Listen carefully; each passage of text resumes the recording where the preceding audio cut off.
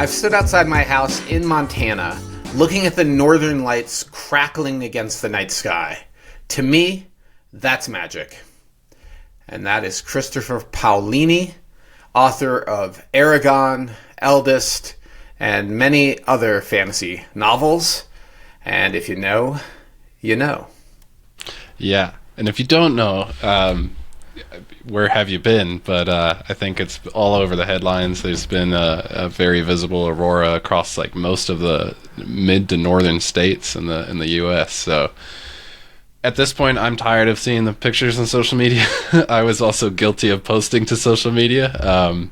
They're all the red ones, which I think are like higher altitude radiation, and then the green is what you get kind of the more north you are, and that's what I want to see more of myself. But we're getting far afield. Well, who are we? Who are we? With that, welcome to the House Einstein podcast. This is House Einstein podcast 97. We are rapidly approaching the 100 mark, Hamish. And I am your host, Osman Parvez, with the House Einstein Brokerage. With me is Hamish Crabb, also with the House Einstein Brokerage. And before we jump in, a couple of things. First, we're going to go a little faster in this pod because I need to wrap up and get in the car to go meet clients for showings.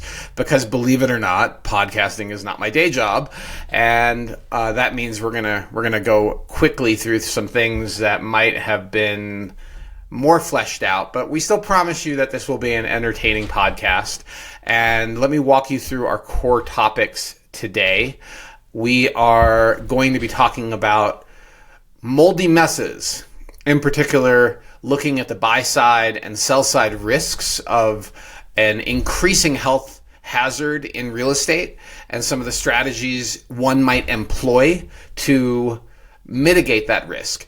And to be clear, that's it's mitigate it. It's not eliminate it. And that is our closing table topic. We're going to dive deep into moldy messes. And then in the Tales from the Trenches segment, we'll be talking about some of our personal experiences working with clients that had mold in the property that they were buying or selling. And for market conditions this week, we're going to talk about a year-over-year comparison in failed listings, and I'll tell you what that means when we get there. And then we have our usual Sales of the Week segment. We have 6 properties lined up for you, everything from a $4+ million mountain home to I would call it a likely student housing acquisition here in town. And then we have our typical shameless self-promotion where we're going to talk about a listing that we just inked yesterday and are going to start working on preparing for the market in the spring. And I'll walk you through some of what we do to prep a house. I think that might be useful for our listeners to hear. In the news, we're going to talk about the meltdown in Class C rental prices. That's all over the news. We're going to talk about Trump pushing 50-year mortgages and why that's such a horrible idea.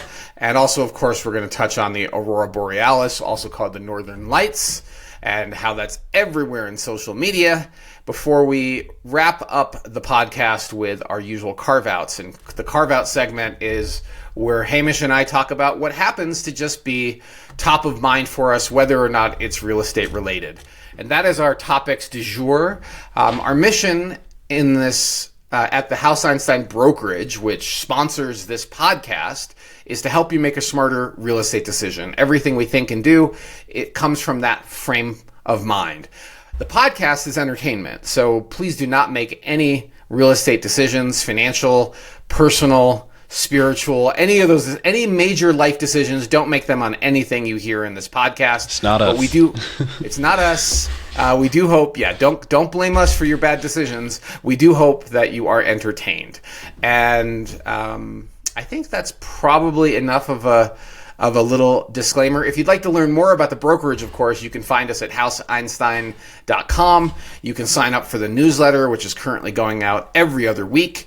It features an analysis or a discussion of active listings. It's the only place we can talk about active listings, as well as a lot more detail on some of the stuff you might hear in this pod or stuff that's not in the pod at all. The newsletter for House Einstein has been around a long time. It started as a blog in 2005 in a different brokerage. I used to publish multiple articles per week. It eventually became a newsletter, and that was a decision that was forced on us by the Colorado Real Estate Commission and the MLS, and the rules that, particularly the MLS, not the commission, that have rules about not discussing active listings in a public forum like this podcast or a blog that could be accessed by anyone. However, a newsletter that requires you to sign up as a prospective client or somebody that's interested in potentially developing a business relationship with us, a colleague even, that's somebody who's opted in for our opinions, and that is not like painting a billboard with what we think of active listings. So that is allowed, and you can sign up for the newsletter at houseeinstein.com. You'll also find our content everywhere. You'll find it on YouTube. You'll find it on Instagram. You'll find my stuff personally on Instagram too, which is not always real estate related. Go check all of that out. We love the feedback in the comments. This podcast is sponsored by House Einstein. We serve buyers and sellers in Colorado, focusing on Boulder, Denver, and several mountain resort towns, including Breckenridge and Winter Park. Our mission is simple: help you make a smarter real estate decision. You can learn more at houseeinstein.com or our YouTube channel, where you'll find videos on neighborhoods, specific listings, and much, much more. And with that, Hamish, what do you think? Should we get started? I think we're breaking records. 6 minutes in, and it's over to the closing table. Moldy mess. Osman. Moldy mess, Hamish. What do you think of when you hear moldy mess? Couldn't be in Colorado. It's far too dry. My brother, when he was visiting from New Zealand, actually told me that it's too dry here to say that things can be humid and that we would ever see mold, and that I was wrong. So just mentioning that's that amazing. Publicly for him. But that's amazing. So right now, like my home is 35% humidity, but I guarantee there are places where it's a lot higher than that. And I think mold needs even just 20% moisture in construction materials to begin growing. Don't know the exact. Why do you have your house at 35% then? Aren't you worried about having a mold problem? 35 is supposed to be fairly comfy. It's actually, hopefully the camera's not HD enough, but I'm pretty chapped right now. 35 is supposed to be fairly comfy, and you don't get your chapped lips and everything. But I think it's when it's in the construction materials itself rather than the air. I'm doing some fair speculation here, but that's my general read.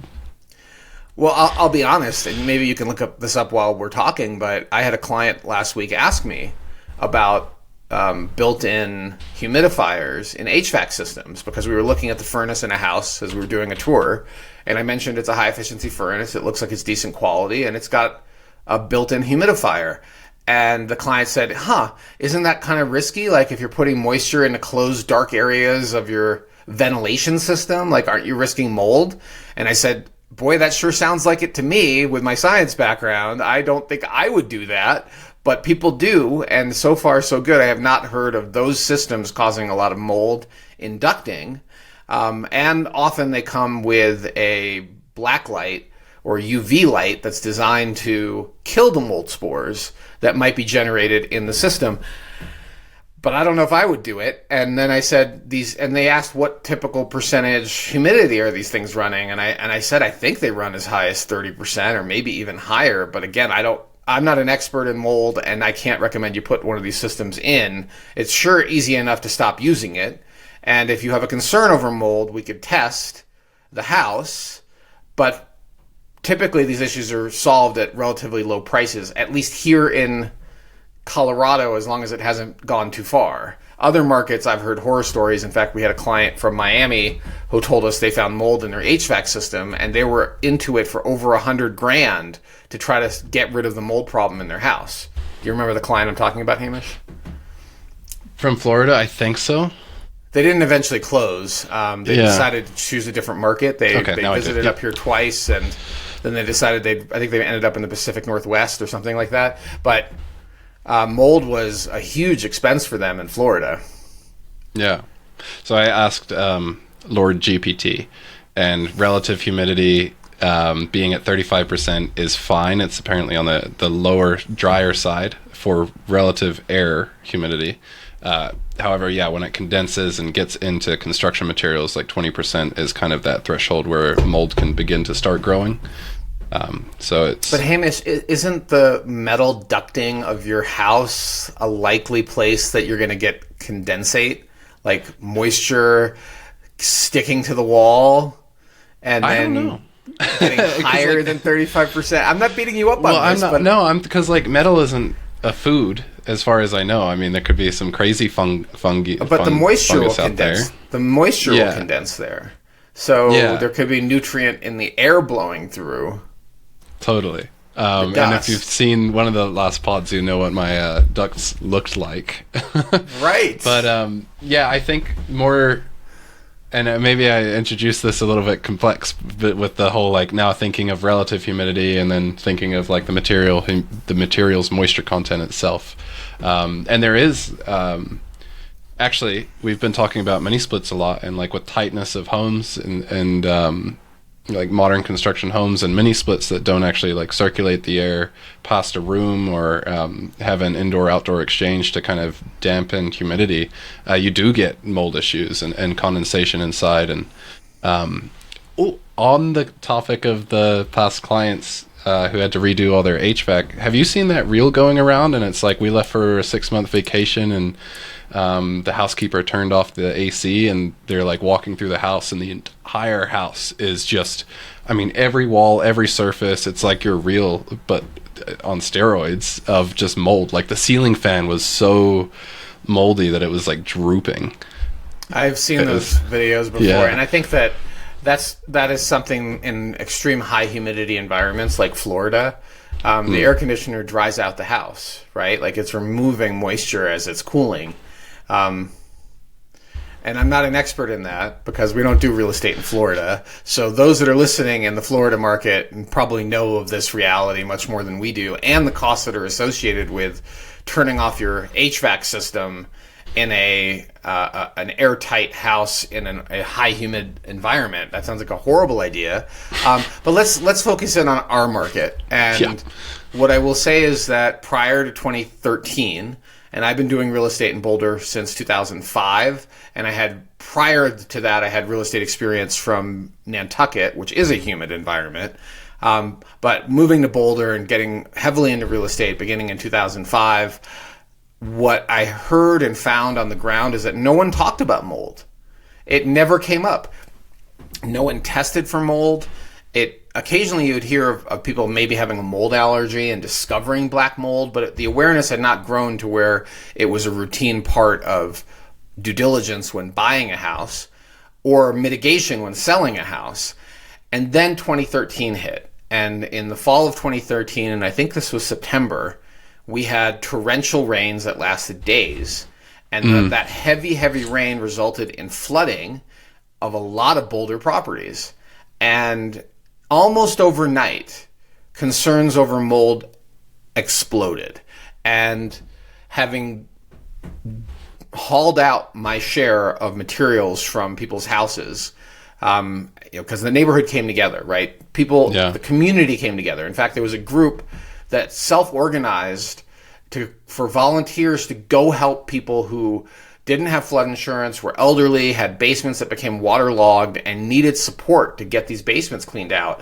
And so this group of mud diggers, I can't remember what they were called, I was part of it for a while, would go from one house to another of people that desperately needed support, and would organize buckets of hauling out mud and moldy, not quite moldy yet, but wet materials out of the house, including carpets, drywall. We were making flood cuts to haul this stuff out, and help these basements dry out, because a lot of people didn't have any insurance that would cover the damage. And there's a whole nuance on the insurance side that I don't really want to get into right now, but what you think is a flood may not qualify as a flood for insurance purposes, right? Sneaky. Backing up through the sewer pipes, not a flood, right? That's a sewer backup. and if it came in as surface water, it might qualify for that. And it was all these different nuances that we learned afterward around flood insurance that is really important for people to consider. I would strongly make sure that you have backup insurance in terms of sewer lines backing up. That's pretty common. But surface water flooding may not be part of your insurance. And in some cases, they were denying people because they claimed it was surface water flooding when the water was actually coming back up through the septic or sewer systems. Wow. It was messy. And a lot of people, I think, incurred significant losses. But from a real estate perspective, in terms of marketing and selling homes, as well as doing due diligence and investigating homes and evaluating homes, the sudden awareness of mold became almost overnight. And now it's every time I'm in a basement, I'm looking for signs that this basement got flood damage. And those signs are really evident if you know what to look for. So let's talk about the buy side first, and then we'll go to the sell side.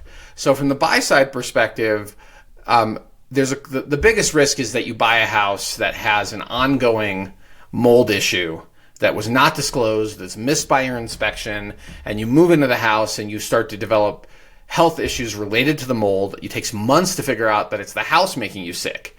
And then it takes a little longer to figure out where the mold is and where's it coming from. And if you're a renter, you're potentially in a lot of deep water. Well, I mean, it's the landlord that might be in deep water, but your lease, as you know, Hamish, if it's a standard form of lease that we use, has all sorts of language around moisture and mold, right? Mm-hmm. Like, how do we protecting state the law land too, and state laws related to mold. Habitability is really important, but we're not talking about the landlord and tenant side of this. We're talking about the buy and sell side. Right. The buy and sell side of this is that from the moment you're walking up to the property, there are signs that there could be a mold issue. And I remember a house that we evaluated for out-of-town buyers. This is like 3 years ago. And they were super excited about this house. So what we do is we do a gimbaled camera tour. It's usually a 4K 30 frame per second tour of the house that could be 45 minutes long, sometimes an hour long tour, where I'm walking through the house and we're looking at all the pluses and minuses of the house before we ask our client to hop on a flight. And I distinctly remember from the outside looking at the way this house was situated on the lot, it was in a depression. And when we and it was a wet area to begin with. It's a part, like, not all of Boulder is dry. Boulder is actually supposedly the most flood-prone city in the state of Colorado. And walking around the outside of this house, I'm like, okay, we're in a wet part of town, and it's in a depression. And sure enough, a bunch of the walls on the outside of the foundation showed growth, showed green algae-like growth. And I'm like, were they spraying the foundation with their irrigation system? Like, what's going on here? That was the first clue. And the second clue was when I got into the house, it started smelling musty from the moment I walked in. And when I got into the basement, it completely smelled musty. And then one of the things you can look for, and this is all under the category of mitigating risk, before you even have written an offer, okay? You should, if you're in the basement and there's a utility room that has exposed studs, or the basement itself is unfinished, you can look very clearly and see signs of water damage on the studs, or signs that it was professionally mitigated. And the sign of it being professionally mitigated could be that there's white paint, which could be Kills paint, which is designed to treat mold or inhibit the growth of mold. You might see that. You can also see other signs, like brand new electrical in the basement. The basement's been remodeled, but upstairs hasn't. And when you go and look in the closet, in the utility closet, sure enough, you see the flood cut. And you might even see, if they didn't treat it, you might even see active growing so-called black mold. I mean, it's mold. We don't know if it's... black mold is such a euphemism for all mold. It's Stachyboris or something. I remember having this conversation with my friend who mitigated, but it went over my head. Yeah. I mean, there's mold. There are many, many species of mold, probably thousands of species of mold. So calling something black mold doesn't really mean anything. But I can tell you, these houses that are musty, I get an allergic reaction. My sinuses start closing. And I think that's a result of mold spores, but I don't really know. I never used to have respiratory sensitivities, but now I do. And they're not massive. I would call them on the mild end of it. But if I start noticing that, it's a clue to look further. And some people have much higher levels of sensitivity than others. And maybe it's certain species of mold they're more sensitive to than others. But your nose is usually your best indicator when you go into a basement. If it smells off, it could just be a P-trap that is dried out because it's a vacant house. Yeah, good or point. it could be an actual serious mold issue. And the signs of that are often things like negative slope to the foundation of the house, i.e. the basement's in, like the house itself is sitting in a depression, or it's the yard is sloped toward the foundation. It could also be your nose. It could also, that's telling you something's off. It could also be signs of a flood cut or new electrical, but not the entire basement's remodeled. That's usually a sign when it's just like the outlets on the lower level that are brand new, but everything else is old, right? And then you go and look in the utility room and you see the flood cut, or you literally see the date stamp on the new drywall, which is the dead giveaway. And then, of course, you look at I always look at the studs and like, what's going on here? Because I don't want my client to acquire this house. Let's say I don't want my client to write an offer and find out that there's mold damage and ongoing mold issues that And are they could have saved unresolvable. the cost of inspection, or the mold inspection, or any of that, right? Or we can say, all right, it looks like there may be some moisture that has been mitigated. And probably it might have happened in 2013. There's now a sump pump there. Normally, we recommend it's a good idea to do a mold test during your inspection. In this case, we're going to strongly emphasize that you consider doing some mold testing. And of course, as we know, the quality of mold testing is all over the place. So take that with a grain of salt, that you may not get accurate testing. The last guy that one of our clients hired, unfortunately, not only did they charge twice what they should have. I did not recommend them, Hamish. I know that you did. I thought they were asbestos. You're right. I'm confusing the two. Strike that. Okay. The mold people, though, you're right. I'm totally confusing the stories. The mold people we did recommend, they were not cross-contaminating the samples. It was the asbestos people that were potentially cross-contaminating samples with their testing. So the point is the same. Be careful with who you choose. Try to get the best vetted secondary inspector you can. It's usually they punt. The primary inspector won't do the mold testing themselves. Sometimes they will, but sometimes they won't. So if there are signs, so this is the mitigation, or this is the way you reduce risk, is it starts from the moment you walk up to the house. Even before then, you can look at the flood mapping. You can talk to the neighbors if you are serious about putting an offer in, or you've already put in an offer before you paid for testing. That gives you intel. I'll talk about this from Tales of the Trenches. I'm going to add one to this. Hang on a second. Okay, so not a flood. There we go. Okay. I had one too. Yeah, we've got quite a few Tales from the Trenches that we're going to get through with this. But as a buyer, your agent can help you, if they're good, your agent can help you mitigate some of these risks by through their experience when they're doing the showing with you, pointing out these things that to me are almost always visible and obvious. Not always, but almost always. Sometimes we miss it. We're like, okay, didn't have any sign that there was a mold issue. And I'll talk about this deal more. But if the area of the mold is not in contact with air from the residential parts of the house, like we had a deal where the mold was in this roof sheathing, and there was no connection in that area to the living areas of the house, but it was still mold, and we ended up negotiating over it. So agents can't find everything, but they can, through their experience, point out to a buyer what could be a mold issue. And if you decide to move forward, your strategy should include inspections on actual material testing and possibly air testing to see what the mold counts are in the house. And Hamish, I think you were trying to say something. Yeah, it raised my head.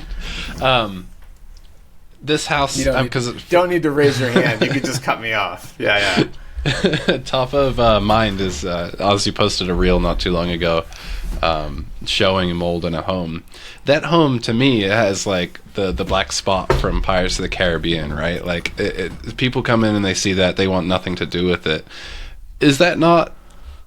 It takes a certain type of buyer, but there's kind of leverage in there as a buyer, right? You can suddenly the buyer pool for that home shrinks a considerable amount, and if you're a buyer that's willing to work with the mitigation and the lengths to fix it, you could maybe do a little bit. You have some more room for negotiation, I guess. On the flip side, it's probably best for the seller to take care of that before listing.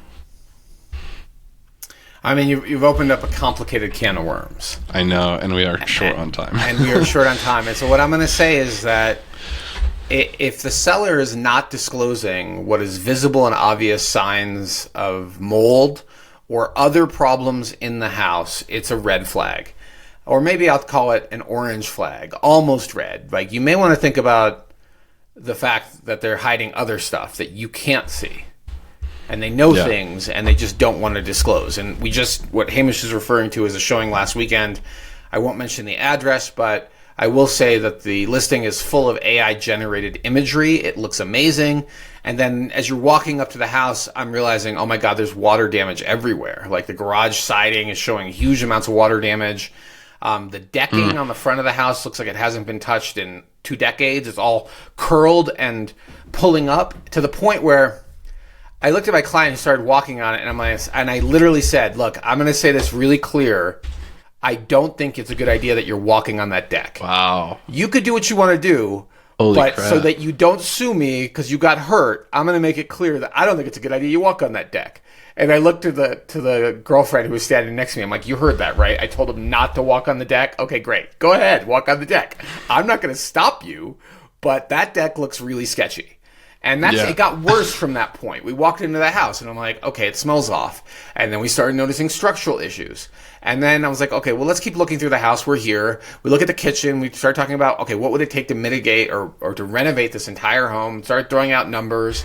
And we saw the incredible views of this home, which truly are beautiful, even though the price point, it's priced like it's fine.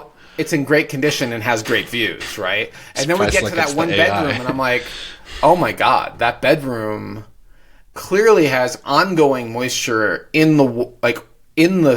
somehow it's come down the inside of the wall and soaked the drywall in this corner in a symmetrical pattern where you see mold coming through the drywall. And I realized, okay, this house is a health hazard to me. Like, I don't want to be in this house just anymore. Being here. Yeah. Like, I do not want to be in this house. We need to get out of this house. But I did take a quick video, and I did include that. I was so frustrated by that seller. But the telltale sign is no seller's property disclosure. They hide under something like, oh, no, we just inherited the house. We don't know anything about it. Our parents never mentioned, all the repairs they weren't making. We've never been in the house before. We don't have two eyes. It's a remote rental. We just have a property manager. And the listing agent, by the way, is also legally required to disclose known defects. So are they blind and don't see the mold coming through the wall? And so this is one of those things that I shouldn't say blind. I should say visually impaired. I'm trying, Hamish, to be more. Wouldn't have flagged that. Good on you. Well, all right, I'm flagging it for trying to be more inclusive. But 100%, this is somebody that listing agent's not disclosing, seller's not disclosing, visible and obvious signs of mold coming through the wall, in addition to all sorts of other problems. And we just left. We realized we're not going to write an offer on this jalopy. And my buyers were so unhappy. They were like, this is frustrating. To have somebody use so much AI imagery and sell us on a dream and get here. And I was like, yeah, it's so different than your expectation. This house needs to be taken down to the studs and fix the structural issue that appears to be happening in the center of the house.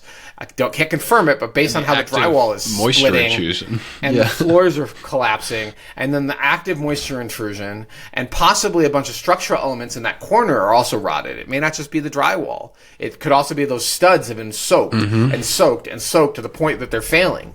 And you can't see that until you tear the wall open. So please, this is not the right house for you guys. And that's how, so that is mitigating risk. If you decide to move forward with the contract, which is what you're talking about, could you get the seller to potentially pay for some of these things? Maybe. But at the same time, you have a tight window to try to solve these issues in the contract. And you have no guarantee that the seller is going to be willing to believe these issues exist and negotiate with you at all. So if it had been on the market for a couple of months, one way to approach this is to submit an offer and say in the offer there are visible and obvious signs of heavy deferred maintenance, including what we believe to be mold.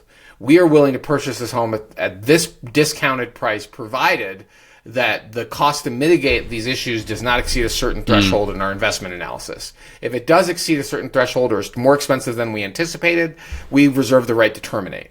And you build a lot more time into the contract to allow much more thorough inspections and estimates. You're literally going to need their permission to cut open the drywall. It also forces the seller to acknowledge that, yes, there's an issue. And what they're hoping for is dumb money. They want somebody that doesn't know any of these things or is a builder and doesn't care about the cost because they have a whole team and believes in that view so strongly that they're willing to pay $200,000 more than they should. And maybe $300,000 more than they should for this house. That's the experience we were having, was they're looking for the dumb money that doesn't know any better and is so blown away by this view that they're willing to risk $500,000 to get it, which is sort of where you could end up is reconstructing the whole damn house to make it livable and maximize the potential of that view. Yeah. Okay. Got me answered. I'm. I think in the interest of time. Yeah. Should in we the interest scoot of time, on? Yeah. let's move on to sell side risk strategy and sell side risks and strategy. So the seller's risk is that you find out there's mold. Maybe you had an idea there was mold, and now you find out there's mold through the purchase process. The buyer has done an inspection, done some mold testing, and now they're going to hold you hostage to the fact that you have a mold issue. And the mold issue could be relatively cheap to solve. And instead, you've blown it up into a massive cost because, like asbestos and sewer lines and foundation repairs, there are operators in the mold mitigation industry that are crooks. Not all of them are crooks, let me be clear, but there are operators that are crooks, and they do things like offer a free mold inspection and then hit you with a $20,000 cost to mitigate a $2,000 problem. And from their math, if they get 1 out of 5, they're still way ahead, right? Like they're getting massive amounts of money on simple jobs. So if you're a seller, I would strongly advise you to proactively address what you think might be a mold issue by removing the materials, having it mitigated professionally, and do your own testing if you actually know there's mold. If there's signs where mold might exist, you can correct those in advance. If you have exposed studs that have growth of black-like substances on the bottom of them in the basement, now is the time to have these things addressed in a way that's much more cost-effective. And don't wait for the buyer to do their inspection, because once you're held under the gun of the inspection resolution process in the contract, you also might be dealing with the $20,000 mitigation guy, not the $2,000 mitigation guy. The work is the same. The work is 100% the same. Yeah. It's the big belt buckle, fancy pickup crowd and leather skin boots. And that's a real contractor in Boulder that does asbestos, not mold. But I met him. I hired him because I didn't have a choice, to get this work done. So that's how it happens in the mold mitigation game in real estate sales. So it's far better to be proactive. It's far better to address things on your timeline with your contractors, and you provide verified results. And if you provide those results to a buyer before you could disclose, we felt like we might have a mold issue in the basement because we noticed the drywall around the window was starting to buckle. So we had the drywall removed, and we realized the caulking was leaking at that window well. So we had that window re-caulked. We put a plastic cover over the window well to shed water away from that window. And then we rebuilt that space, and we've sealed it. It's painted. Here, there are photos of it. And just for extra precaution, we had it mold tested. And the mold tests in our house are negative. Here are the test results. You look like a rock star, right? Yeah. And proactive, sensible. A good buyer's agent's going to say mold can exist in any home, and probably will if there's any water leak that is unaddressed. Any moisture intrusion that's of a certain percentage, Hamish, will eventually cause mold somewhere because you're dumping moisture in. I mean, mold will, as a former biologist, am I still a biologist? I have a degree in biology. You would leave out an agar plate, okay? Take up a little plate. It's got a gelatin material that has a little bit of sugar in it. Put that out in the air for 4 days. You're going to have mold growth on it. Okay, mold grows everywhere. Spores are everywhere. Put a piece of bread on your counter and leave it there for a week. in many cases, you're going to get, or in your fridge, you're going to get mold growing in it because mold is everywhere. And reasonable people know that, okay? People that are alarmist, you don't want them in your contract anyway, right? You don't want them trying to buy your house and then holding you hostage because they discovered mold that was correctable. And the vast majority of my buyers have not been alarmed by high mold results. They still want the house. If they did mold testing, they got a negative or a positive for mold. It was tested positive for unhealthy levels of mold. The next question is, where's it coming from? Can it be mitigated? And we work to find a solution with the seller.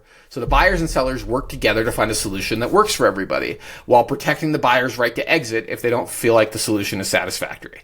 That's how the cookie crumbles well. That's how the story works really well.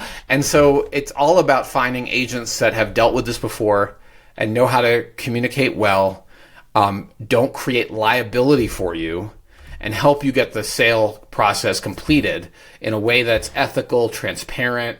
That's what we want. That's what I want as a listing agent, is to work with a seller that's ethical and wants to solve this problem. And we want buyers that are not going to try to use an elevated mold result oriented, to squeeze 50 grand for what could be a $500 problem. So it's all about communication. It's all about ethics. It's all about integrity and shaking out or flushing out the bad actors is far easier if you do this stuff in advance than it is if you're in the middle of the contract and suddenly you discover there's a mold issue for what you suspected but never disclosed. Great. That's just that's a great cluster.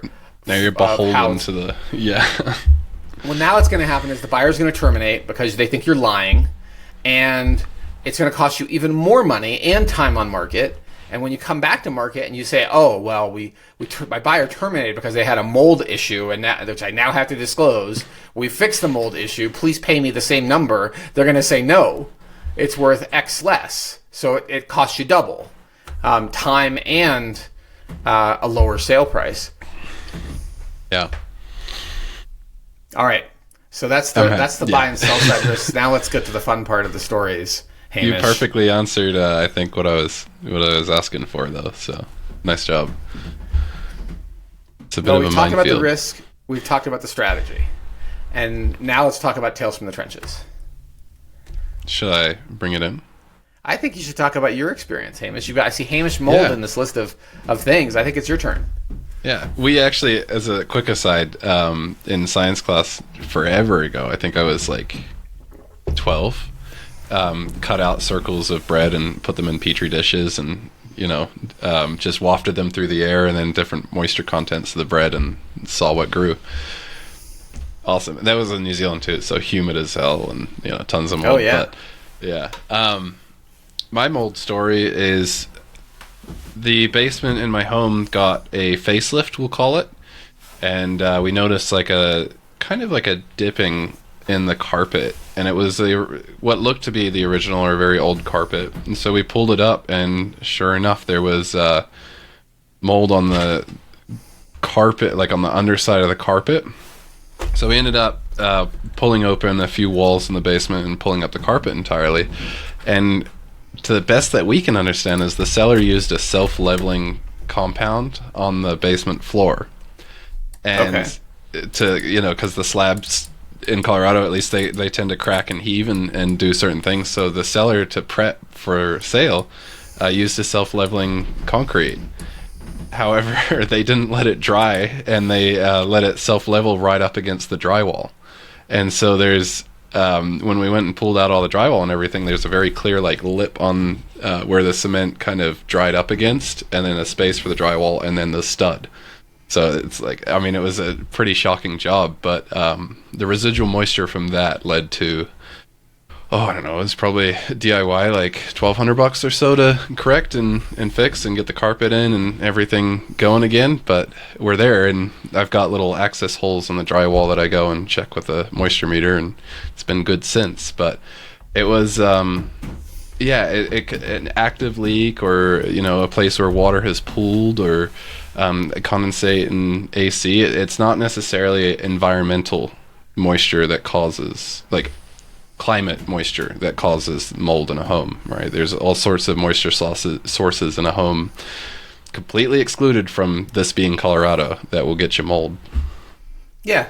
Oh, for sure. Yeah. And when we're in basements doing when we're doing showings and in the basement, and I see a sign of a drywall repair in the ceiling, I don't tell my client, "Oh no, it's horrible. There's been a leak." It's just a question of when there's going to be a leak, right? Yeah. And so all those appliances in the home, the dishwasher, the clothes washer, the refrigerator, every sink, all of those can be sources of mold. And someday you might have a pipe burst.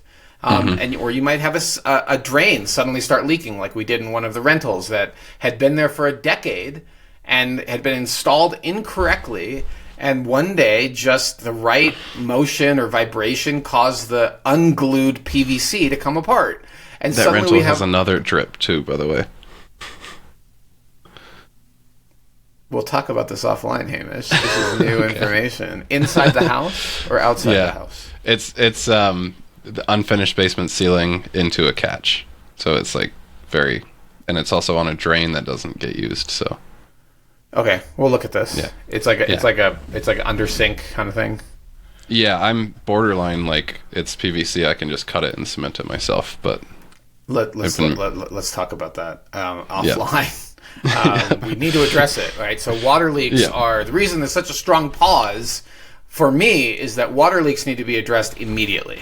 Like they do not pass go, collect $200, everything stops, get on this water leak right away, because when you have water enter a home, it's expected, but if you get there fast enough and dry it out, you won't need anything further, right? Like it's the moisture that exists for a longer period of time that potentially increases the risk of growing mold. So for listeners, this is a vacant rental. It's not occupied rental with this going on. Yeah. I'll share a few of my stories, and I'll try to make these kind of quick. Some of them are more fun than actually. I don't know if any of them are fun. Definitely not for the one party, the buyer or the seller. And the first one is a deal that was in Martin Acres. We went under contract, and as I usually do, I recommended to my clients that we meet the neighbors before we get much further. And I'm pretty sure this house was on Graham Court. It could have been Hamilton Court. So there's a bunch of little courts off of Moorhead Avenue, if you know Martin Acres. And this was a tri-level house. And on the seller's property disclosure, it was perfectly clean. There was no mention of water damage, flooding, anything like that. This is after 2013, like 2 years later. And one of the neighbors, at the encouragement of my client said, do you know anything about the house? Has there been any... is there anything we should know? And the neighbor's like, oh yeah, it got flooded pretty bad in 2013. And my buyer's like, what do you, really? He's like, oh yeah, they were after it started flooding, they put up sandbags to try to redirect the water away from that lower level. It got a lot of water in that lower level. And my buyer was like, okay. Immediately calls me and says, there's nothing on the SPD about this. Can you call the listing agent and ask what happened? There's no mention of flood damage. I called the listing agent and explained that the neighbors tell us there was flood damage. Can you call your seller and see what's up? He does. He calls me back 10 minutes later, and he very sheepishly says, well, Osmond, the seller didn't believe that was a flood. They didn't think that was flood damage. And I'm like, what do you need to know it's a flood? Like, do you need an ark and, like, pairs of animals? Like, and he's like, I don't know what to tell you. That's what she said. And that's what agents say when the seller is an insurance agent. Well, when agents say that's what that's what they told me, what they're really saying is, I can't believe this either. Yeah, it's complete BS, and I'm just going to tell you what they told me, and it's all news to me. So anyway, I told my buyer that she didn't think that was a flood, and on the basis of that answer, they terminated. They said, okay, if she's lying about that, what else is she lying about that in this house? And we don't want the risk. So even before paying for inspections, we terminated on the contract. I don't know what happened to that deal afterward. I know the listing agent is now required to disclose. The seller has to update the seller's property disclosure now that they know that a flood doesn't require pairs of animals and an ark. It's water entering your home, right? Your home it's, where it shouldn't be entering your home is probably a flood, right? That's probably a water leak is probably not a flood. Like maybe there's a zone here of grayness, but you better to err on the disclosure side than the non-disclosure side. I wonder if they were being shisty because maybe like the insurance company was like, yeah, it's not a flood, we're not going to cover it. And so she's like, yeah, I'm not going to disclose it as a flood because insurance said it wasn't a flood. It's just this cascading mess. I don't, yeah, I mean, you might want to hide behind that, but at the same time, it's low integrity, well, it's not just low integrity, it's stupid from a liability perspective. Like some people have extreme sensitivities to mold. Extreme sensitivities. And as a seller, you want to disclose everything you know. And you really want to take the posture or position of encouraging due diligence, because that is the best way, I think, to insulate yourself from liability. And I'm not an attorney, so let me back that up a notch, that wasn't legal advice, but I think it's human advice. That one, when you disclose, you increase transparency and trust in the transaction, which results in a higher probability of the deal closing and a higher sale price. If they think you're shady, they do what? Terminate. And if they think you're shady after they bought the house, they do what? Sue you because you knew and you didn't tell them. That's what they're probably going to do, especially this buyer who happened to be an attorney. A young attorney, too. Yeah. An idealistic young attorney. So, anyway, that's how it wasn't a flood story goes. Let me tell you a couple of others, and I'll flip this to the sell side. I'll flip this to where I was on the sell side. And there was no sign or evidence of any water damage in this house that was unusual. And the inspector came back with a mold test, and the mold test was positive. And we were like, okay, there's mold in the basement. Where is it? Couldn't find it. We hired our usual mold people, right? The people that we think are not crooks. I'm not going to mention their name, but we've used them repeatedly. And that company proceeded to spend $3,000, or the seller spent $3,000. That company spent $3,000 worth of services trying to find the mold, and kept getting back positive tests. Cut out a bunch of drywall above the washer dryer where there looked like there might be some old water damage. There was no sign of any damage in the wall. It was just like there had been some water damage on the drywall. Still getting mold tests that were positive. And finally realized where the mold was coming from. So in the entryway of this house, in the lower level, like the basement walkout, there was a bench. And below the bench were some decorative boxes that contained rocks and leaves. That's what that is. I saw that in the show notes. Yeah. The leaves are doing what leaves do, decomposing. And all we had to do was remove the leaves, bomb the house again with fungicide, wait, and retest, and it tested negative. The darn boxes of decorative planters were creating the mold issue. So that's how sensitive the testing can be.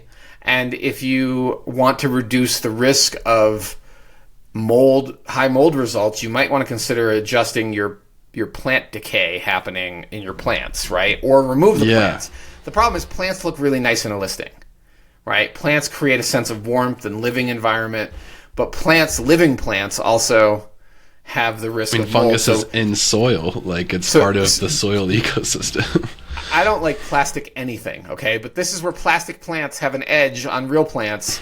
They don't trigger mold test results that are positive for mold, right? So take that with a grain of salt. It cost my seller $3,000 is what I remember. It's a higher end listing, so at the end of the day, you had to pay for what you had to pay for to get this to solve it. But it was really frustrating to realize that there was no mold issue. It was 2 boxes of leaves, decorative boxes of rocks, which had leaves below the layer of rocks. You couldn't even see the leaves on top. It was the leaves were in the box. Whoa. Because I'm thinking like airflow to like move the spores for the test and all this stuff, but that mold must have been just sporing out. I don't know what it's called when they release the spores. I have a couple of other stories, and I'll just hit on them really high level. We had a deal where the buyer we suspected water damage on the window. Sure enough, mold air testing came back as positive.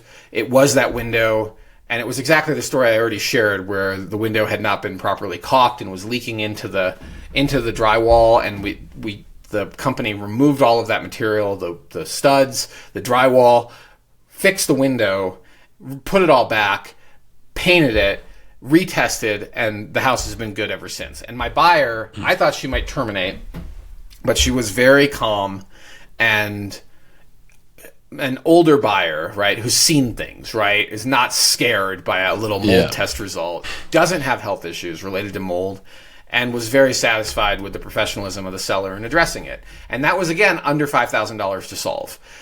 We had a roof sheathing one. I talked about that briefly. I don't know what the final number was to solve it, but it involved getting a roofer out, removing all that sheathing, treating the studs, the roof rafters that had touched the moldy sheathing, putting it all back with new roofing materials, including new shingles. I think it was like a $7,000-ish repair job, and hired a professional company to do it. And none of that air would have ever touched the inside of the house because it was an attic space that was relatively closed off.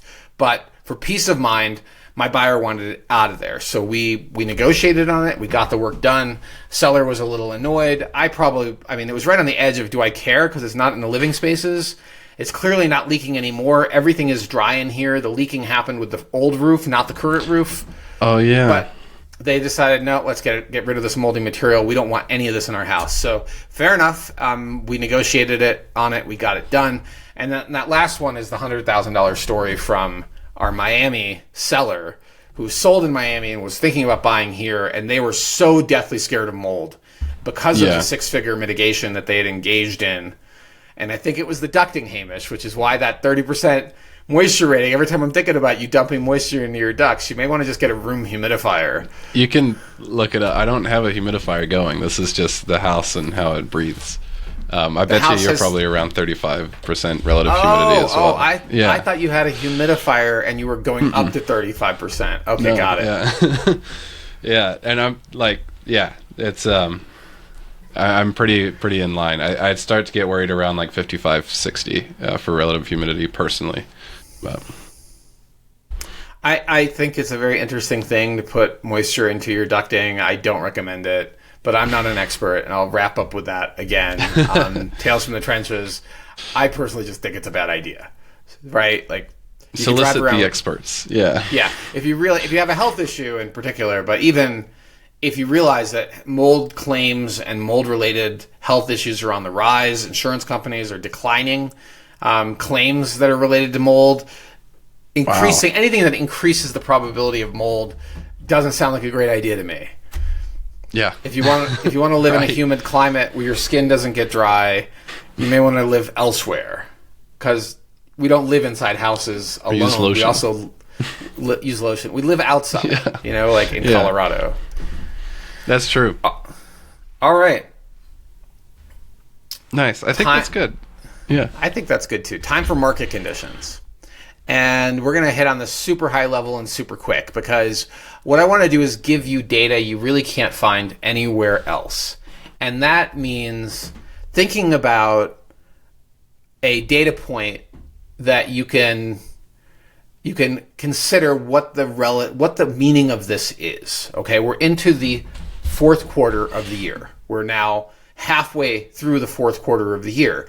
This is when sellers capitulate, and this is also when sellers will remove stale listings, right? They've been on the market all spring and summer and fall, and now they realize it's just not going to sell. They're fed up with showings. The holiday season's coming, and so they withdraw and expire their listing, right? They pull it off the market. And the number of withdrawn and expired listings, I also sometimes call these failed listings, right? It failed to sell. We have had these too. I'm not ashamed of a failed listing. It's not a comment on the agent. It's a comment on the listing. Well, it's a comment on the listing because sometimes the seller is just not going to budge on the price. They want it to be really high. Sometimes the seller doesn't want to do the work, and they don't want to acknowledge market conditions. And a lot of agents will take a listing and then only then discover that the market is falling down and in price, and the seller doesn't want to do it. They don't want to take that lower price. So it's not necessarily the fault of the agent. Okay, with that said, failed listings in Boulder County last year. There were, let's get the date right. We just did this, but I want to make sure we have it exactly precise. So today is the 12th of November, and the day is not over yet. There's another 11 hours to go, so we're missing 11 hours of data from this. Keep that in mind. Okay, but if you look at last year, from November 1st through November 12th in Boulder County, how many expired and withdrawn listings were there for both attached and detached? There were, oh, hold on a second. We had a much higher number, and now it's coming in a lot lower.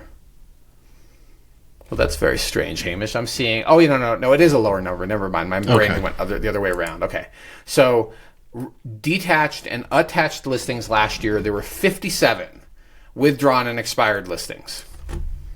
And when I look at this year, okay, the last 12 days, there have been 112. So almost double the number of expired and withdrawn or failed listings in Boulder County, the combination of attached and detached. And so this market is still soft. There are still lots of opportunities in the market for savvy buyers, particularly at certain price ranges and locations. So keep that in mind.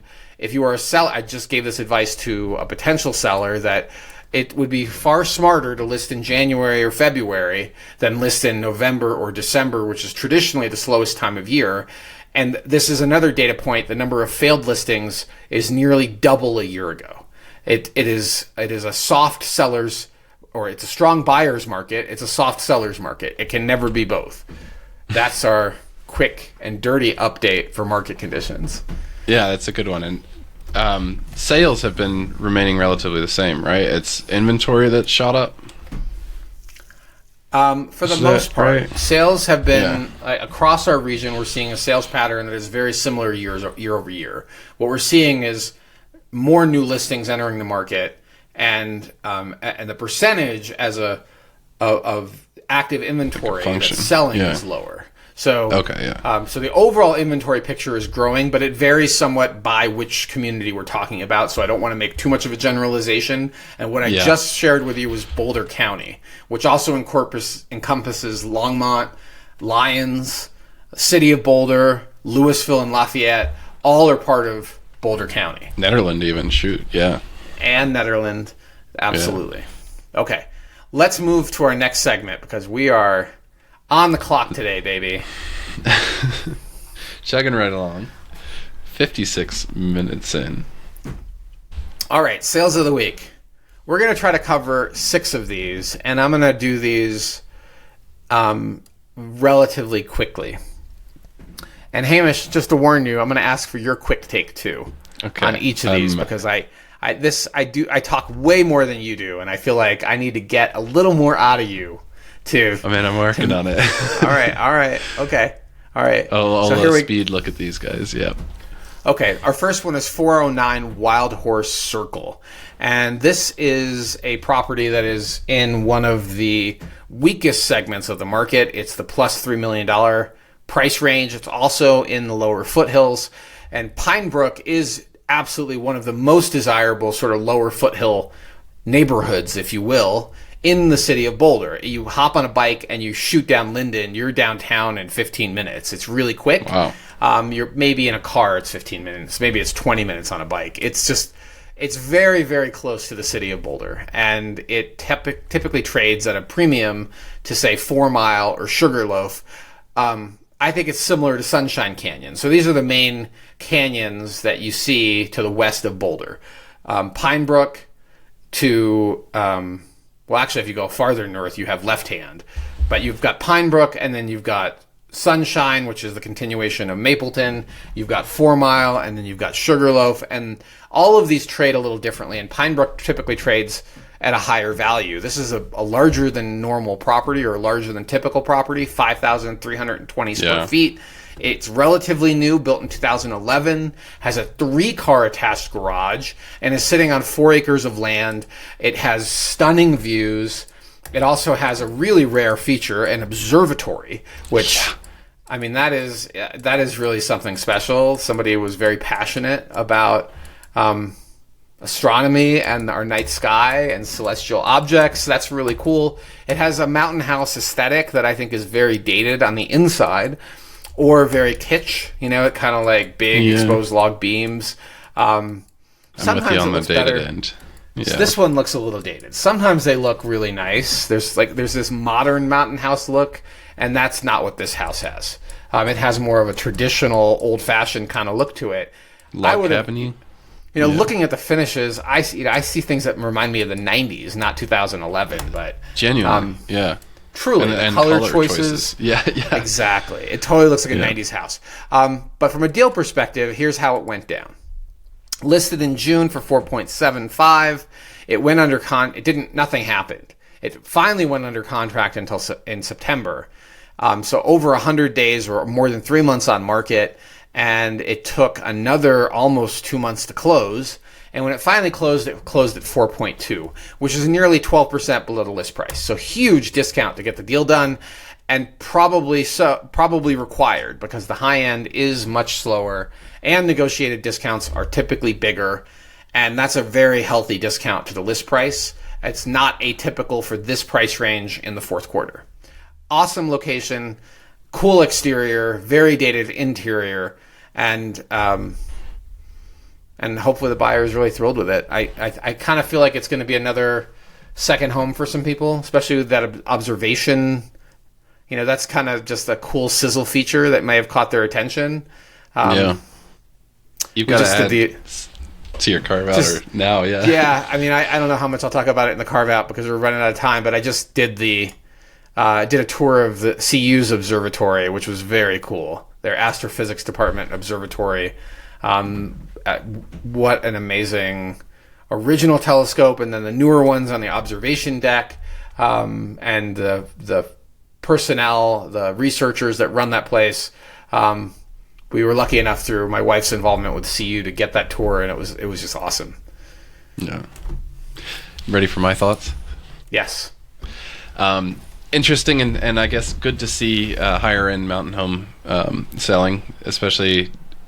A larger topic for us was the cost of insurance in mountain homes after some recent forest fires and wildfires. And as far as mitigation goes, this one is close to trees. It's nice to see a metal roof, but the exterior looks log exterior. So just food for thought. Otherwise, I'm agreeing with you on the color choices and things, and yeah. Yeah, could do better with wildfire mitigation, and always should be thinking about that, especially for mountain homes. Okay, yeah. Our next one is 6134 Songbird Circle, and the location is Sombrero Ranch, which is just to the east of Cherryvale, between Arapahoe and Baseline. North of Baseline Reservoir is this little pocket neighborhood. I'm not entirely sure how many homes are tucked in here. I want to say maybe a couple of dozen at most. Usually they're on larger than normal lots, like half an acre size. And it was developed in the 80s, all custom homes from what I can tell. And we don't see them trade that often. They're not often on the market. I love the spot because of its privacy.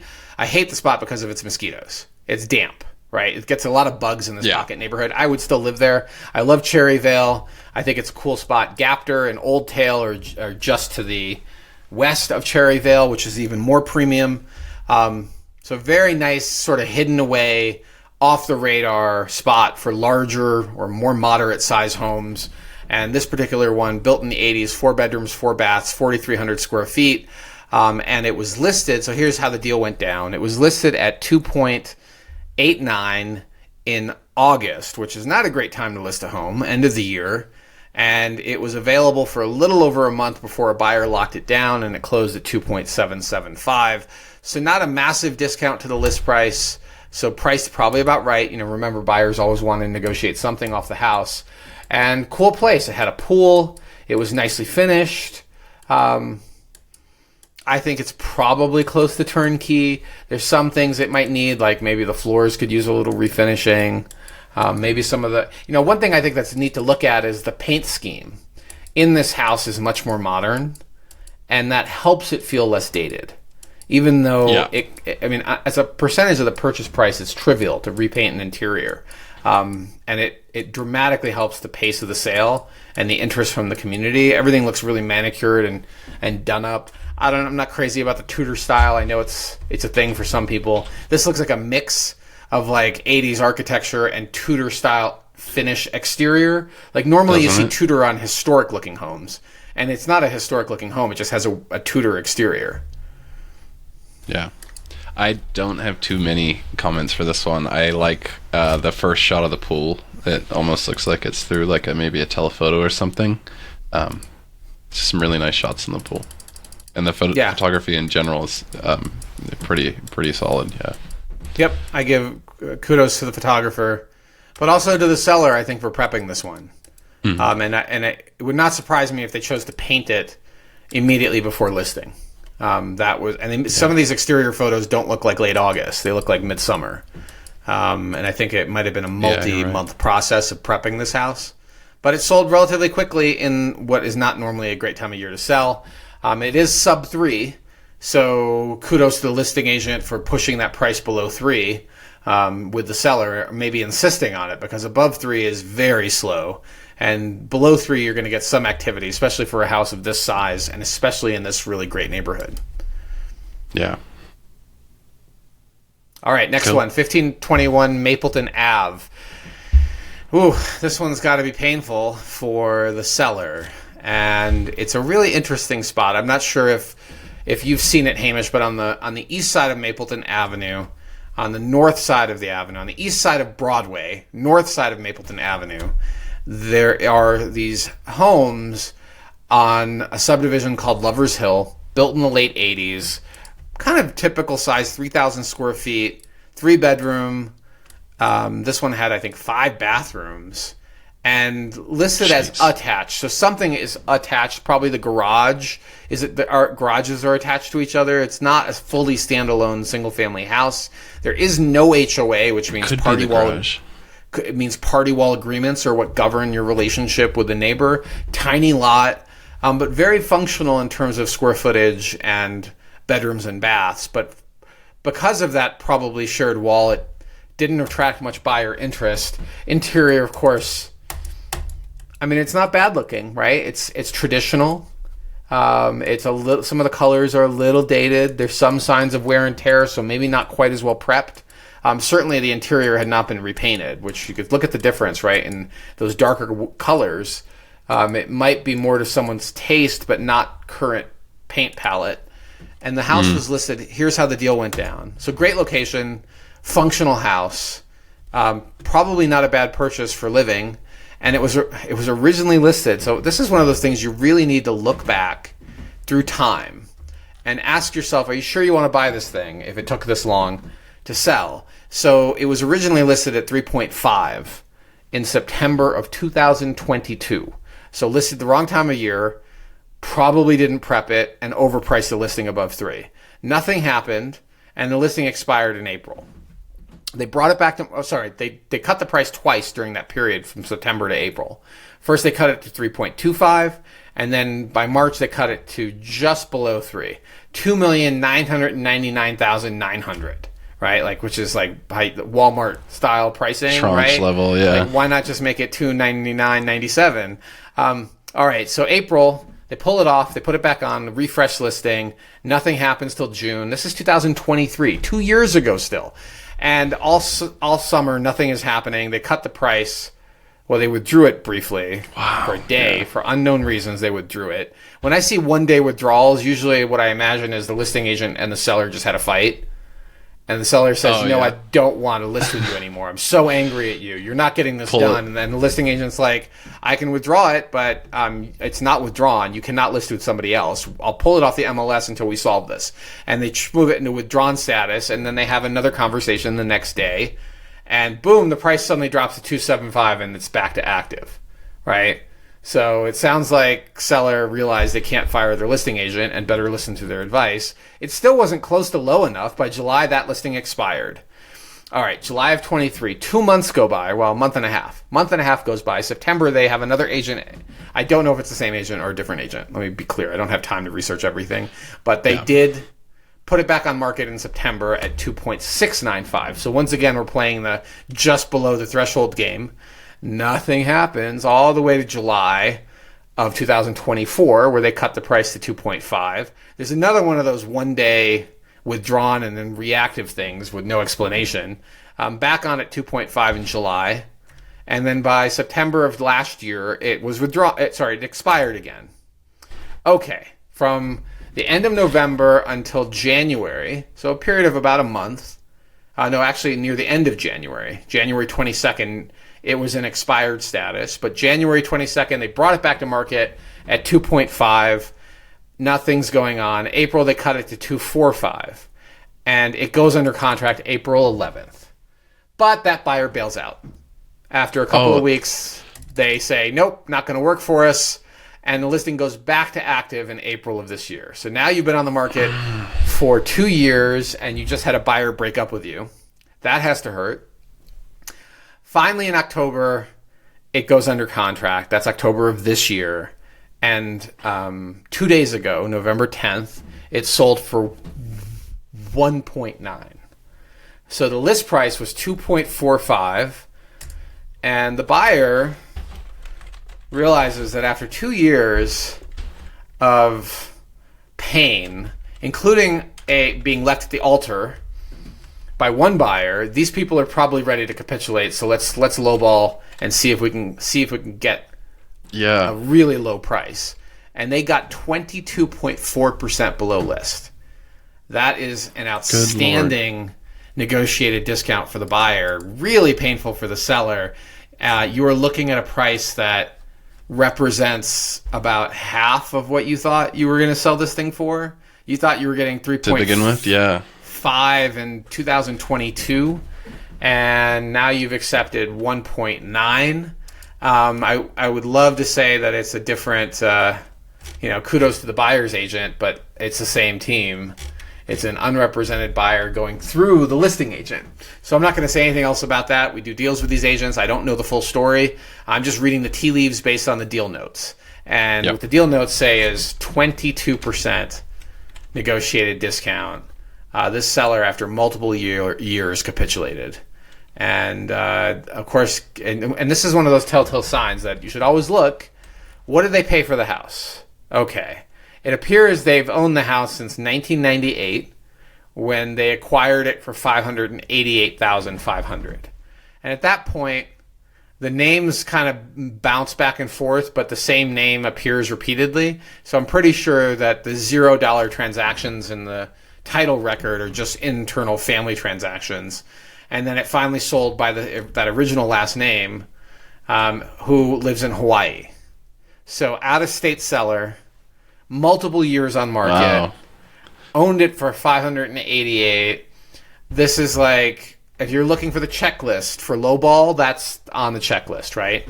And I think that the buyer got themselves a fantastic deal, and the seller just should have priced it right to begin with, and frankly should have done other things like paint the interior. Like when it's so dated inside, it doesn't help the sale process. Right. I don't have much else. I think you were very comprehensive on that one. Okay. Well, thanks, Hamish. I appreciate it. I'm going to skip this next one, other than you and I note that we think we know who the buyer is. And I'm not going to put that one in there. And we'll hit, this next one is 1020 10th Street. So historic house. The first thing in the listing says new sewer main repair. I've never seen a listing start by advertising its sewer line. And then you read the broker remarks, and it says the seller discovered it needed a repair during the last inspection. Seller had a sewer pump company replace the damaged section!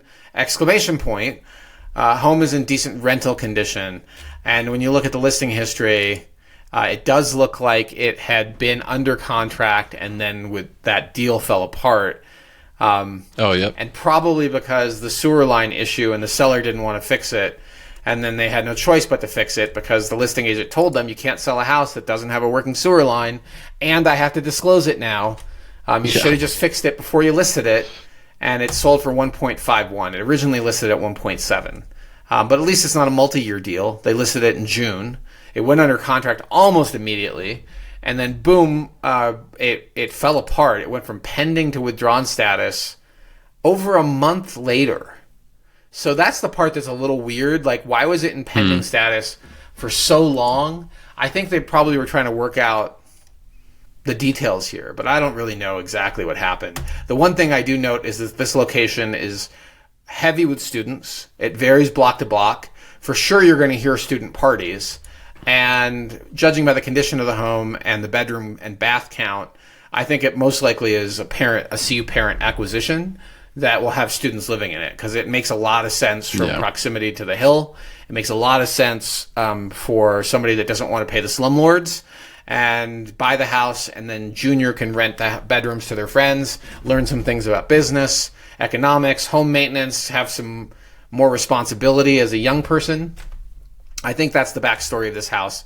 I would love to go into its history, but we are crunched for time, so we're going to go a little faster and hit our next one. What's your thoughts on this? Anything to add? Overall, I think it's fairly good looking. The ventilation being exposed in the basement doesn't look great, but I love the wood in the upstairs, or in the main level. Yeah, I mean the weirdest, I mean not weird, but the unusual feature is how open that main level is. It like open to the upper. Kidding. That's strange for a historic house. The back looks like there's an addition and a set of steps that go up the back. It doesn't look like the original design. So I think the interior has been reconfigured at some point. Yeah. And I'm looking for the exposed venting thing you're talking about. Oh, I see what you're talking about. In the basement, the ducting is exposed. Yep. Yeah. Ducting, that's it. Thanks. Yep. That's not atypical for a historic house with a finished basement. Yeah. Yep. I mean, shoot, there was some kiddie condos that we were talked about that were new builds-ish that had it. Reminds me of Chipotle. Yeah. Okay. All right. Our last one is 710 Inca Parkway, and another potential CU kiddie condo acquisition. And in some ways more intelligent, and in other ways not as intelligent as the last one. And the reason I'm calling it a kiddie condo acquisition is that it's right up against Baseline Road, but it's also in a 5-minute bike ride to CU, maybe 7 minutes, depending on how fit your CU student is. It's a short trek into CU from here. And historically, this little pocket was carved out from the occupancy limits. So you could have more than 3 unrelated people in it. And in fact, I did sell a unit in this complex for exactly that purpose to people that had 4 separate bedrooms, 4 separate students living in it, one of which would be their kid. HOA costs were reasonable, newer build, 2001, newer layout, less maintenance, far lower price. But the hair on this deal is the proximity to Baseline. Like, you're better off being tucked in a little bit, which is where my clients are. They're not in the house that's right next to Baseline Road, which is subject to traffic noise and traffic pollution issues. But at $830 as a purchase price, which is only $280 a square, that's really cheap. And if you're going to buy a house in a compromised location like this one, you better get a killer price. Because that's where you're making your money. And when you go to sell it, you're going to be priced dramatically low too compared to what else you potentially could buy. All things being the same, I would much rather have the historic house and deal with living next to students. Or if I'm buying for my CU student, I think they would be happier with the historic house. But at the same time, they'd probably be a bit more focused at this one. they would be more focused. Thank you for saying it that way. At this Clay Commons unit at 710 Inca Parkway, which is the Clay Commons subdivision. The Indian dad in me says put them in Clay Commons. The one that's wants them to have a hip, fun experience in college would put them in 1020 10th Street. Which, of course, look at the price difference, right? Like, you're talking about almost double the price to be on 10th Street. But, nothing. There's no prices when we're talking about Junior's happiness, Hamish. Words out of my mouth, Oz. Yeah, I can tell you, my kid. That's why I'm working hard now. Yeah, my kid would be in Inca Parkway all day long. It reminds me of investments my parents made growing up. They would not ever have considered buying anything in the party zone. Oh my gosh! All right, but there you have it. 710 Inca Parkway. Yeah, EFIS due diligence. At least it looks like it. Exterior finish insulation system is a coating on the outside of the house that, when it gets moisture intrusion, is not cheap. And that's my input. I don't necessarily know if it has it, but it's something to look for. Excellent. All right, shameless self-promotion in 30 seconds. We just inked a new listing in Longmont. It is a really interesting property in that it functions as a single-family house. It's detached and would be well suited for a family of 3 or 4. Really lovely neighborhood, and it will be priced at a very reasonable point. It's also in a condo development.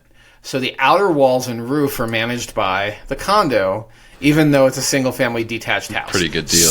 super rare and unusual type of property. We're going to be working with that seller for the next couple of months to prepare it for listing. Likely will be on the market the first or second week of January. But if you're looking for something like that in Longmont, in a great location in Longmont, don't hesitate to reach out. We're happy to tell you more about it. Tell us you heard about it on the pod. And if you have an agent, they can call us too. That's totally fine. Especially if you've already started working with an agent, don't call us. Have your agent call us. And we will gladly give them the details of this unique property that will be on the market sometime in the spring. Okay. Nice. Let's talk about the news, Hamish, and then hit our carve-outs because we have minutes. I'm going to say we have about 10 minutes to wrap this up because... Okay. Don't say because. Let's go. Let's go. What's in the news? All right, in the news. So there's a chart making the rounds showing the decrease of value in the Class C rental market in supposedly high-supplied markets. And I can't quite read the source of this JP something research, Real Page Market Analytics. I don't know if this data is accurate, okay? But it does match up with what we have experienced on the ground with rents dropping in Boulder. So Boulder comes in at number 7 with a 10.4% decrease in Class C rent. And Denver comes in at number 1 with a 13.9% decrease in Class C rent. Now, the question mark, of course, is what defines Class C? There's always been fuzziness in how these things are defined. But Class C is basically the older, more run-down rentals, the ones that have been around for decades, that need work, maybe need updates, compared to Class A, which is really like the most attractive rents. And there's a link somewhere that I'll put in that breaks it down. Put the definition in there because I don't usually talk in terms of Class A, B, and C. And I could easily be mistaken about it not being so fuzzy. In my mind, A and C are the two ends of the spectrum, so there's enough distinguishment between A and C. And where does B fall in? I don't really know, because we just don't talk about rent and rental properties under these terms, but I know these terms exist, so we'll leave it at that. Yeah.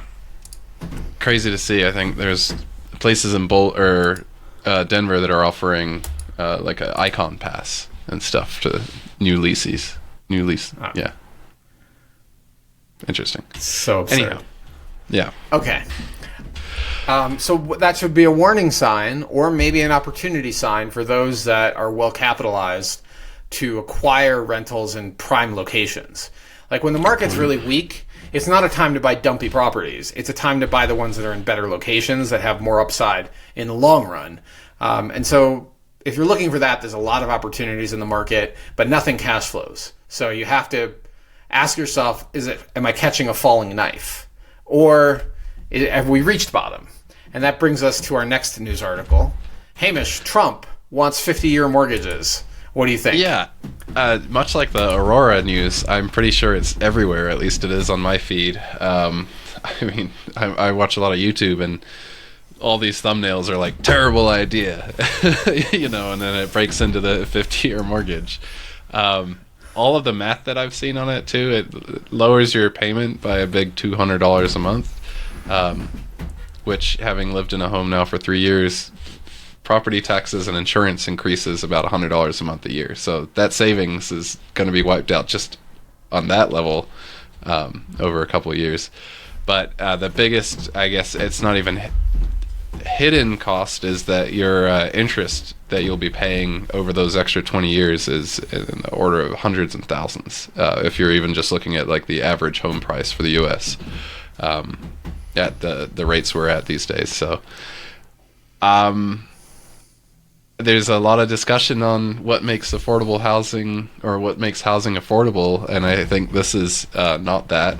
And what I've got in that link is just a kind of like general info, but it sounds like he was followed up on about that idea and he's since brushed it off. But I think the HUD lead guy said that, yeah, we're absolutely looking at this as an option.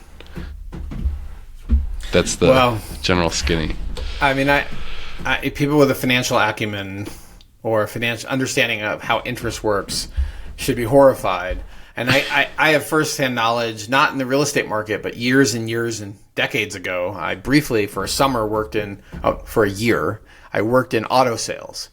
and it was an eye opener. Oh yeah. It was between undergrad and grad school.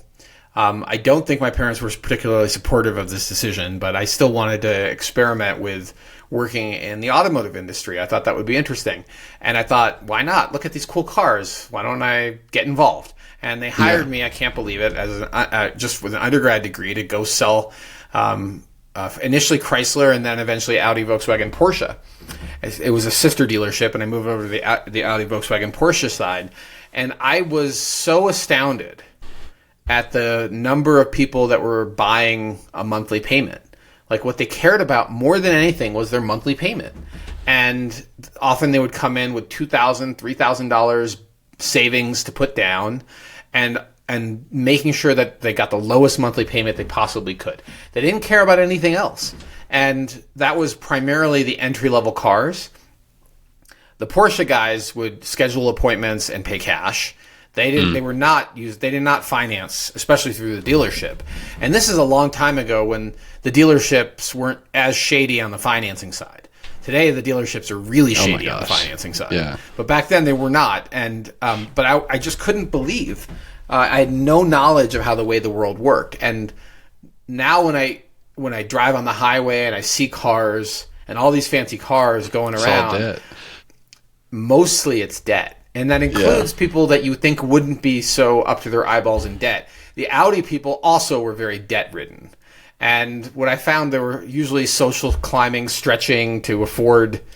Like keeping up with the Joneses. They just got their first professional real job, and now they needed to get the car that they deserve. It made me realize that you have to be extremely careful with utilizing debt. You should never finance something that is a depreciating asset. People would come in upside down. And so this 50-year mortgage is a horrible idea. It preys upon people that want it now and don't want to bear the long-term consequences.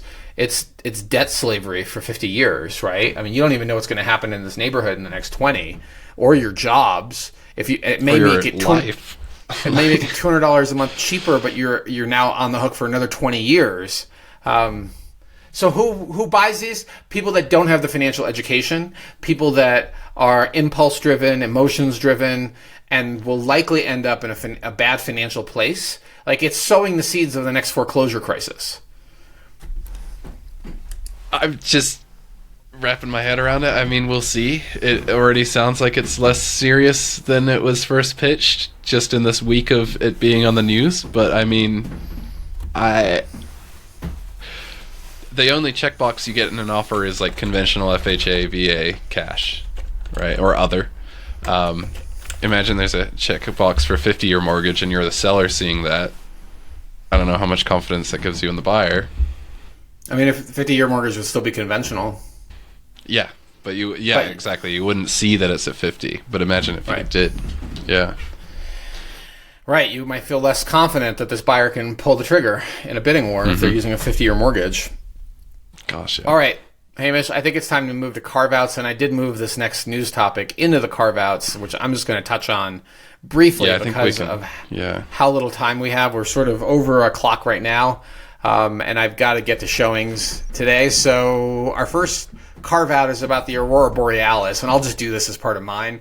Everybody has posted, like, there are hundreds of photos in my feeds with shots of the Aurora Borealis, also called the Northern Lights, and seeing it in person truly felt magical last night. Oh yeah, right there. Look at that. 9 One News. last chance tonight. Yeah, there might be more tonight because there's more geomagnetic interference coming. There's more solar flares. Hopefully the internet stays up.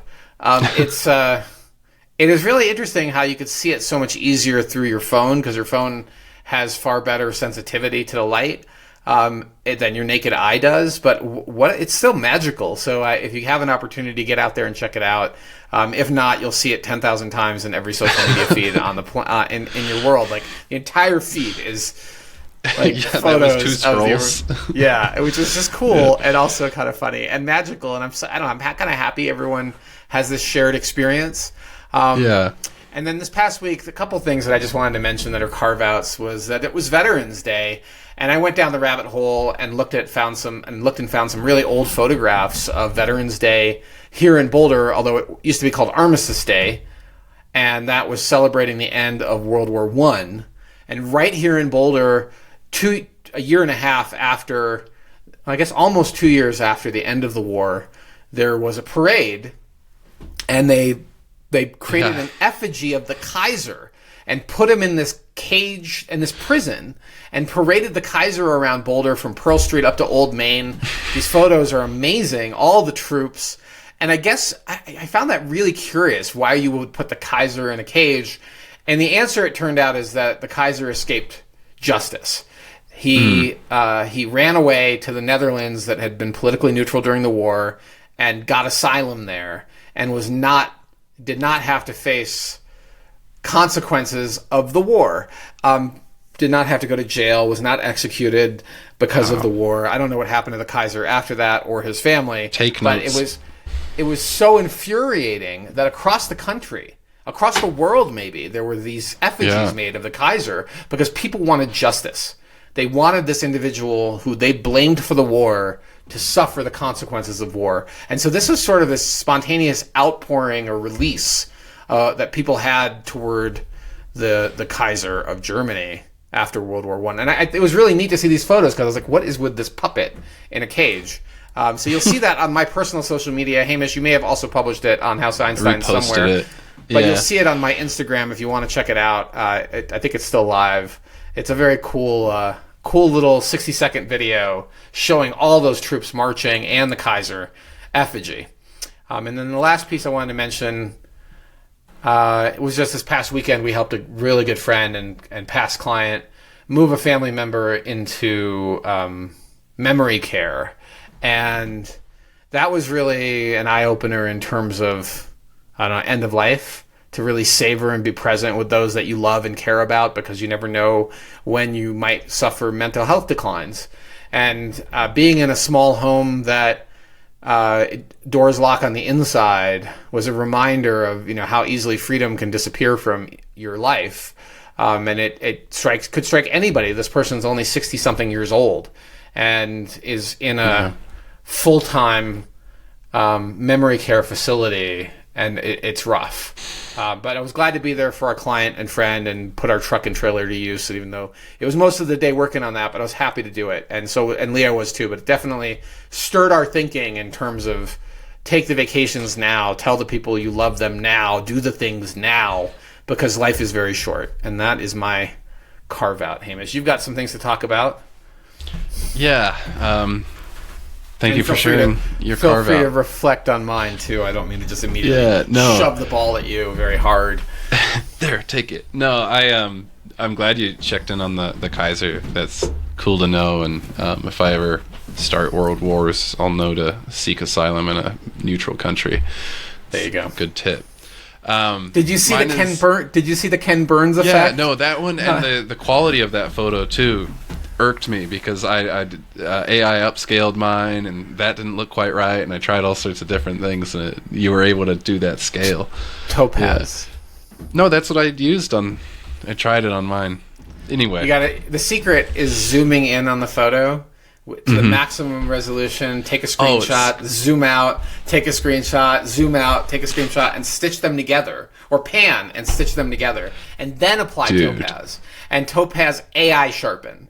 And then play with the sliders so you don't get weird artifacts, and then you're good to go.